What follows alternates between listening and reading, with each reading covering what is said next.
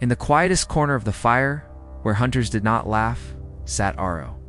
He was not fast, not fierce, but his eyes watched everything. Aro saw how stones broke, how some edges cut better than others. While others hunted, he struck stone on stone. It's not to make sparks, but to find shapes. In silence, he carved. Not knowing that he was carving history, he plays with rocks, they said. A child's game. But Aro didn't argue. He let the stone speak. The tribe's laughter faded into the night, but Aro's hands never rested. They moved with purpose, guided by a vision only he could see. Each chip of stone was a whisper of possibility, a fragment of the future falling at his feet. In the firelight, his fingers danced across jagged edges, feeling for the hidden potential within each rock. Where others saw obstacles, Aro saw tools waiting to be born. Days turned to seasons, and still, Aro worked. The hunters brought back meat, but Aro brought back something else. Something that had no name yet. Then came the day when fate intervened. The spear broke. The beast charged. No time to think, Aro stepped forward, sharp-edged shape in hand. It sliced clean through bone. The tribe stood still. The beast fell. In that moment, the world changed.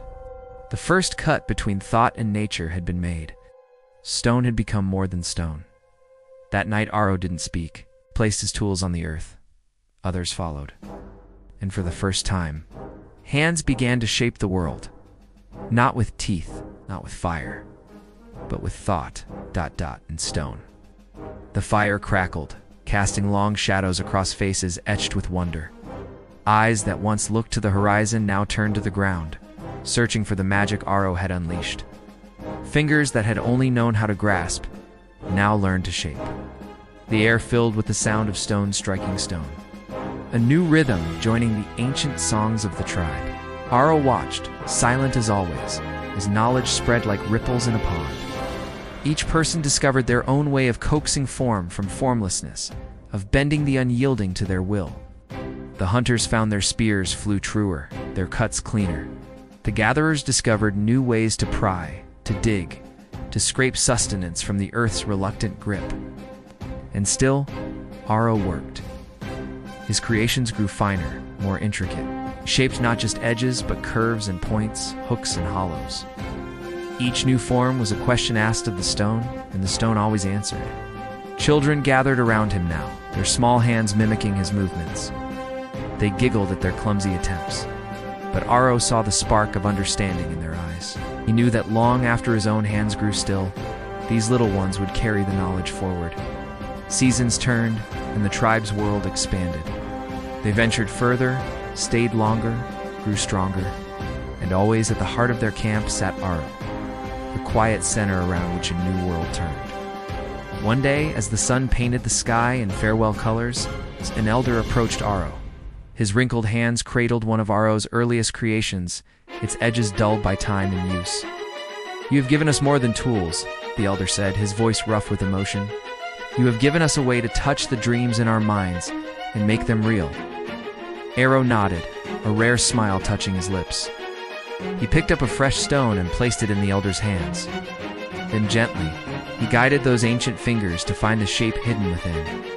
As night fell, the tribe gathered close, drawn by the soft sound of stone on stone. They watched in reverent silence as wisdom of the past and promise of the future merged in a single perfect moment. And there, in the quietest corner of the fire, where hunters once laughed and now listened, sat Aro, the shaper of stones, the carver of destiny.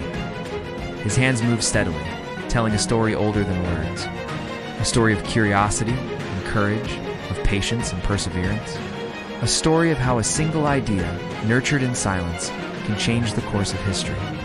As the last chip of stone fell away, revealing a form both beautiful and useful, Aro looked up at the stars.